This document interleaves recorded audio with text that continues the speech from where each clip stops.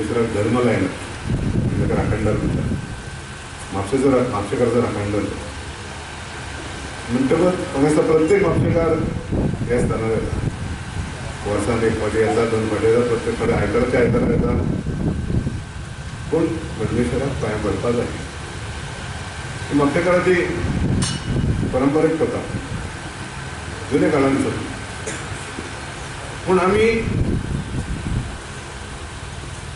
जी जात्रा जाता आनी 5 तारखेर जनरल जी जात्रा जातली वर्स जात्रा फाटल्या परस बरी करपाचो प्रयत्न करता. आनी खरें शाबासकी जावं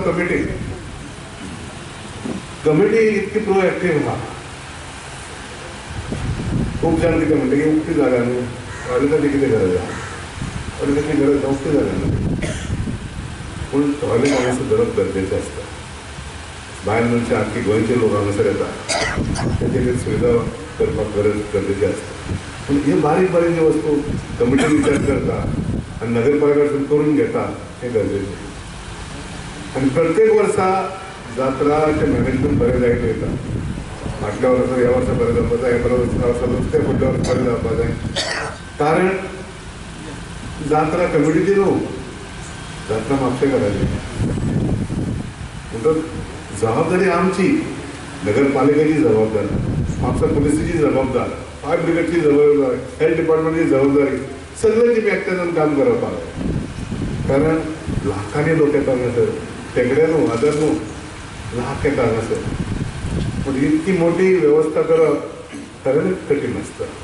पूण तरी कमिटी शाबासकी दिता, कमिटी काम बरें करता. दुसरो विशय कितें आहा, आमी हें काम हातून कित्याक घेतलें? आमी चडशें काम करता तें रेवन्यू जनरेशन, म्हणजे नगरपालिकेक आमी रेवन्यू येता पळय तसलीं कामां करता. म्हणजे दुकानां बांदप, इमारती बांदप, ऑफिसां बांदप, म्युनिसिपालिटी तांकां भाडें येता, तांकां उत्पन्न तयार जाता पळय तें. हे थोडेच कडेन आमी ब्युटिफिकेशन करता.